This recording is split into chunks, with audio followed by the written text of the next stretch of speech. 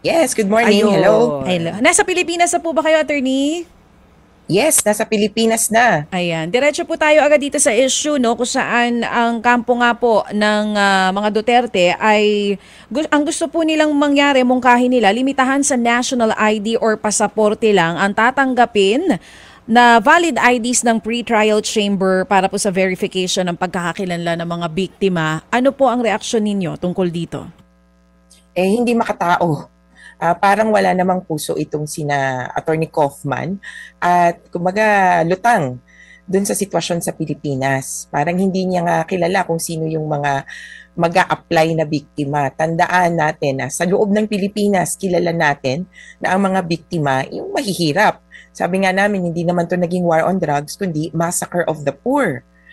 At ang passport, sa totoo lang, para lang sa mayaman yan eh. Kasi kailangan mo ng passport para makalipad ng ibang bansa. Ang karamihan sa mga naging biktima, walang ganyan.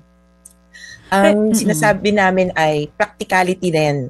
Ilan lang ba ang merong national ID at naudlot pa nga. Hanggang ngayon nga ay hindi pa tuloy-tuloy yung pagpaproseso nito. Kaya doon kami sa naunang listahan na binigay ng Victims Participation and Reparation Section. Doon po ba anong requirement nung una? Ano talaga for pre-trial chamber, ano lang ang requirement para para makalahok po sila? Oo. Ang requirements ay aaprubahan nga, correct, ng pretrial chamber at ang una nilang i-approve ay yung form. So, nauna na merong na-submit daw na household application form na ginamit nila sa dating mga kaso ng CONI tapos parang sa ONGWEN. Ang household application form ay pwedeng i-fill up ng buong bahay imbis ng paisa-isa. Pangalawa, magsasabit kasi ng ID. At dito na nga nagkakatalo-talo kung anong klaseng ID yung isasubmit. And then pangatlo, kung may supporting documents or iba pang mga dokumento na dapat ibigay, nakasaad naman ito. Naasahan namin aprobahan to sa loob ng siguro April para makasimula na yung application by May. So, kung sakali, Attorney Conti, kung hindi itong mga IDs na to ang ipepresenta syempre ng mga pamilya po no, ng biktima, anong ID po available ang po pwede kaya nilang maipresenta? At kung sakali man napayagan ito ng pre-trial chamber, may ugnayan na po ba kayo dito sa Philippine government kung posibleng mabigyan halimbawa ng pasaporte at national ID agad itong pamilya ng mga biktima? Naku, alam nyo, una sa lahat, hindi kami dun sa gagawa ka pa ng extra effort. Ang sabi namin, dapat ma-mirror kung ano ba yung sitwasyon sa ngayon. Kailangan kilalanin niya ng korte at tiwala kami dahil sila ay victim-friendly court na pakikinggan nila kami. Ang sabi namin, ano bang ID na karamitan na hawak ng tao? Yung parang maximum na o yung karamihan, humid kasi kasi nandiyan yung SSS, nandiyan yung PhilHealth. Pwede din yung paisa-isang ID ng SSS, PhilHealth, Pag-ibig. Pwede din barangay ID. Pwede din local government ID. Doon sa mga nag-eskwela kasi pwedeng itrato yung mga anak na biktima or indirect victim ng pagkamatay ng kanilang mga magulang, pwedeng school ID. Marami pang ibang ID na kumbaga hawak na natin.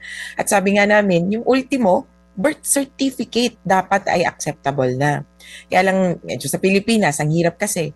Para makakuha ng ID, kailangan mo ng 2 valid IDs. Para makakuha ng 2 valid IDs, kailangan mo ng ganito.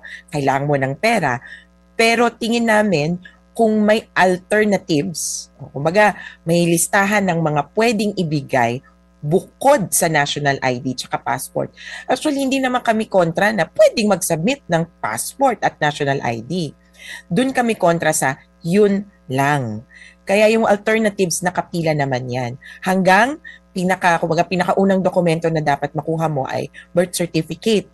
Kaso kinikilala din namin parang may 30 million na Pilipino na walang birth certificate. Kaya hindi tayo pwedeng lumugar doon sa, hindi, kumuha kayo. Sa amin po, kung ano ang hawak at ano ang pinakakayang gawin, yun. Total, kailangan din naman talaga ng ID. Kaya lang, para dun sa antaas ng passport, nako, mahihirapan yan, lalo na yung karamihan sa mga biktima. Oo, additional burden pa yon kumbaga para dun sa mga victims natin. Pero attorney, gaano kadami po ba yung tina-target natin na maisama bilang testigo dun among the victims of EJK? Yung patungkol sa testigo, ang may alam na niyan ay ang Office of the Prosecutor. So, sinakarimkan. Labas kami dyan dahil ang aming gagawin ay ang victim's participation. Yun yung bahagi ng mga lawyers ng biktima. Bale, tatlo yung maghaharap-harap doon sa korte.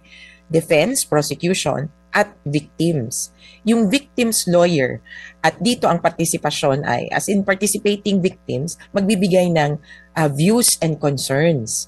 Dito, kahit ilan. Noong 2020, hiningan kami ng views and concerns.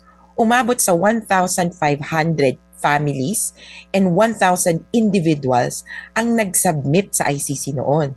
Target namin na malampasan ito at kumaga katawanin ng mas marami, ng mayorya, yung bilang ng mga biktima.